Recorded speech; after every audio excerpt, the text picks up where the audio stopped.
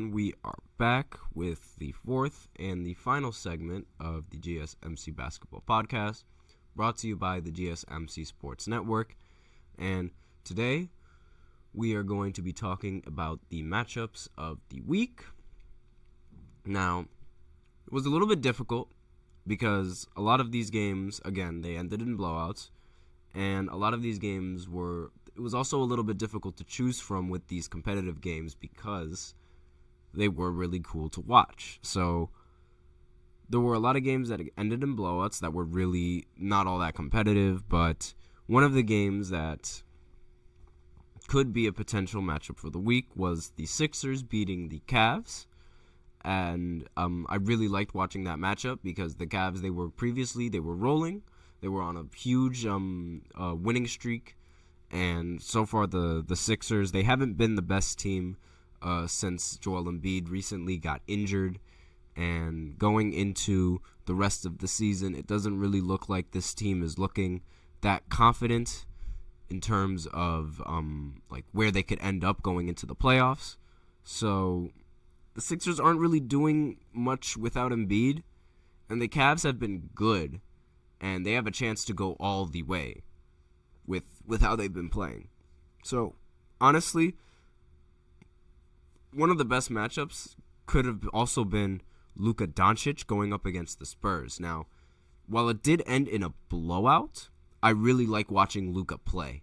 And I also like watching Victor Wembanyama play. You guys know how I feel about both of those players. I think they're both great talents in the NBA. There was also a question brewing on who you'd rather start a franchise with, Luka or Victor Wembanyama. Now, I think I would start a franchise around Victor Wembanyama, just because of his defense and his offense having the ability to be top tier in both categories.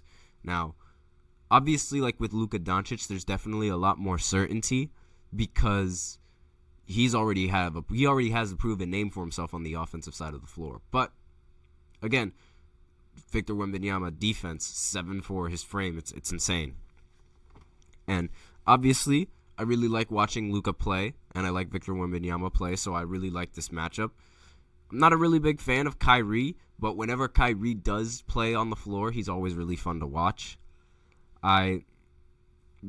Luka at his best is just like top tier basketball, and with my personal bias aside from Kyrie, also top tier basketball. And I'll just pull up the box scores of this game real quick just to see how many points they ended up scoring in these matchups, if I can remember. Yep, Kyrie ended the game with 34, 7, and 9. Luka Doncic ended the game with 27, 8, and 9.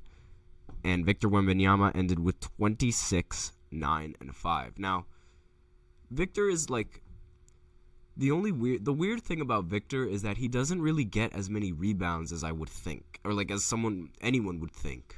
For a guy that's 7'4", you'd expect him to get like at least 10 rebounds every single game. And while he does lead rookies in rebounds, I expect him to usually end the game with a lot more rebounds than he does.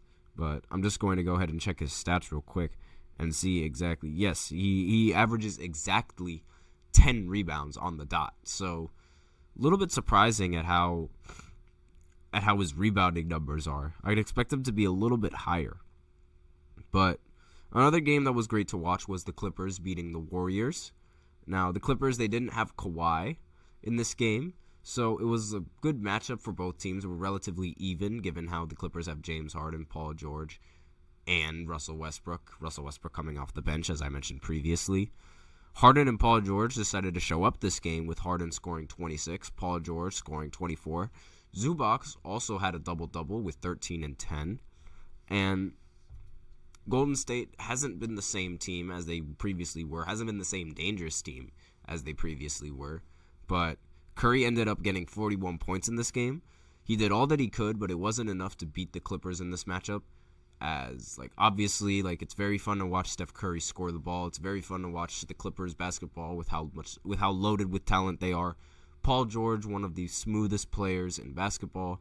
Really like watching Paul George play basketball. One of the best players. Another matchup that that could have matchup of the week goes to the Warriors, as again going up against the Utah Jazz. This was Klay Thompson and his breakout game, I guess you could say, where he scored 35 points with 18 minutes coming off the bench.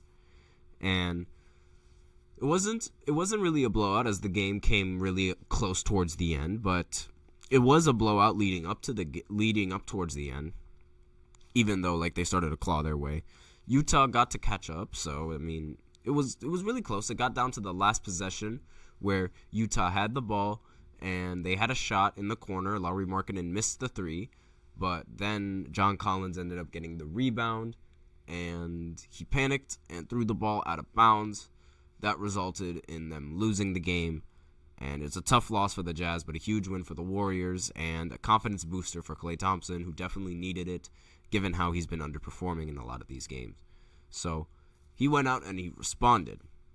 But Miami Heat going against the Sixers also has the potential for being the matchup of the week, given how the Heat were lacking in Jimmy Butler and the Sixers were lacking in Joel Embiid. So a great matchup there, because both of their team's best players weren't in there. So it was a battle between who had the better bench and who had the better starting lineup. Now, the starting lineup for the Sixers outplayed the Miami Heat starting lineup, but the bench was the main difference maker. So Bam ended the game with a double-double, 23-13. Tyler Hero ended with 23. Duncan Robinson ended with 20. Tyrese Maxey ended with 30 and 7. Buddy Hield also ended with 22 and 10 with 44 minutes played. And Paul Reed ended the game with 18 points and 12 rebounds. Obviously, this Sixers team has a lot to work on going into the rest of the season.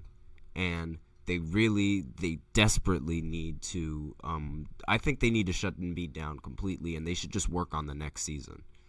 Because at this rate, it doesn't look like this team has what it takes to make a deep playoff run. And Miami, they should continue in the direction that they're going. But as of right now, I mean, I've said all that I needed to say, and all that's left is to wait until the All-Star games to enjoy the break, and enjoy no NBA basketball for a little bit, and we'll have the games back on Thursday. What else do we need? There's not really much to talk about now. I mean, I already went over the NBA All-Star game, and I already went over the rest of the previous games that went down. All that's left is to wait for All-Star Weekend to start at 9 o'clock. So thank you for tuning in to the GSMC Basketball Podcast, presented by the GSMC Sports Network. Your support means a lot to us, so please remember to subscribe to the show. Leave a positive review. It really does make a difference. As always, please remember to tip and to donate to get your comments recognized. The link is in the description, as well as displayed below every single ticker of every show segment. streamelements.com/GSMCSportsNetwork./tip helps the show, makes the show much more interactive between myself, the host, you guys, the viewers. That is the end of this podcast. We also invite you to follow us on Facebook, Twitter, TikTok, and Instagram for more content and updates. Thank you once again. You guys have a wonderful day. Enjoy the rest of the games coming later on 9 o'clock for All-Star Weekend. And as always, take care.